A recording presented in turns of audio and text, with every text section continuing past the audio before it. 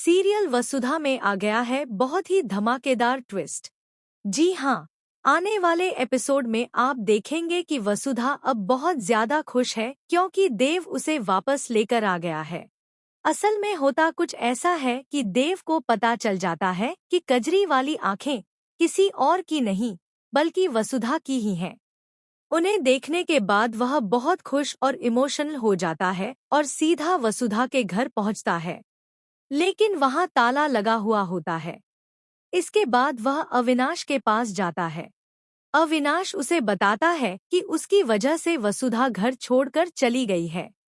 यह सुनकर देव अविनाश से वादा करता है कि वह वसुधा को वापस लेकर आएगा और यह भी बताता है कि कजरी और कोई नहीं बल्कि वसुधा ही है।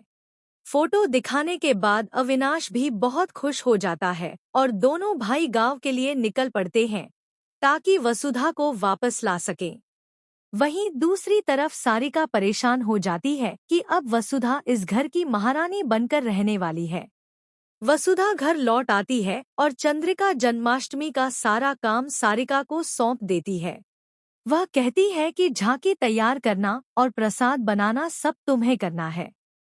लेकिन जब सुबह सभी लोग झांकी देखते हैं तो खुश हो जाते हैं क्योंकि झांकी बहुत सुंदर बनी होती है। असल में झांकी वसुधा और दिव्या ने मिलकर बनाई होती है। यह जानकर सारिका झूठ बोलती है कि उसने ही झांकी बनाई है, लेकिन दिव्या सच बता देती है कि यह काम वसुधा ने किया है। इसके बाद चंद्रिका सारिका पर गुस्सा करती है और जल्द ही वसुधा पर भी चिल्लाने वाली है।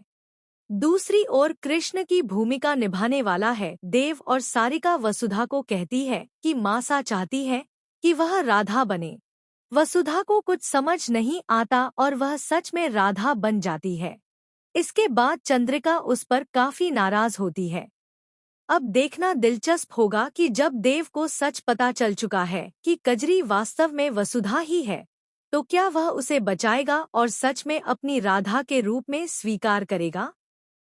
अगर आप भी इस एक्साइटिंग ट्विस्ट के लिए उत्साहित हैं, तो हमें जरूर बताएं। ऐसे ही अपडेट्स से जुड़े रहने के लिए हमारे चैनल को सब्सक्राइब करना न भूलें।